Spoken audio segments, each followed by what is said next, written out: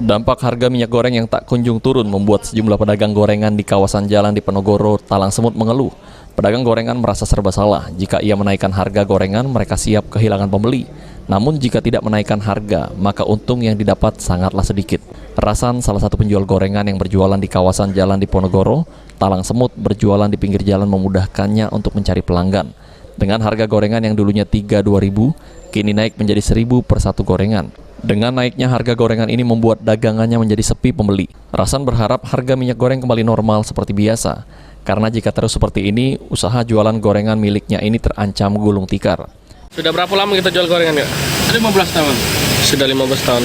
Kak, gimana Kak dengan kenaikan harga minyak goreng ini, Kak? Aduh pusing, dulu naik, barang-barang naik, cukup buat makan lah. Serba salah jadi gitu, Kak? Serba salah.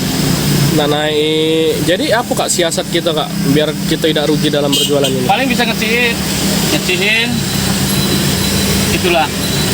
Ngeciin ukurannya, Kak? Ngecilin ukuran. Naikin harga tidak gitu, Kak? Naik. Berapa jadi, Kak? 1.000 sekarang. 1.000, Kak? Iya. Harapan kita apa, Kak? Ya kalau bisa sih turun, barang-barang turun, biar bisa nyimpen.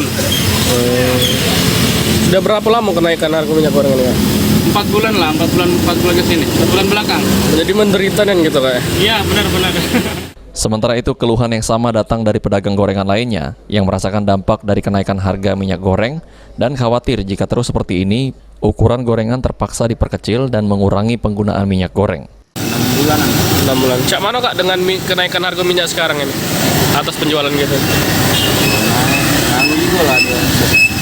Cak mana jadi siasat gitu biar kita tidak rugi dalam berjualan ini? Kalau bisa tolong lah. Jadi nggak jatuh lagi. Memang sekarang berapa, Kak, kamu kalau beli minyak? Sekarang 18, 20 Semenjak minyak naik ini ada tak kita mengurangi penjualan, ngeci undi-undi apa naik harga?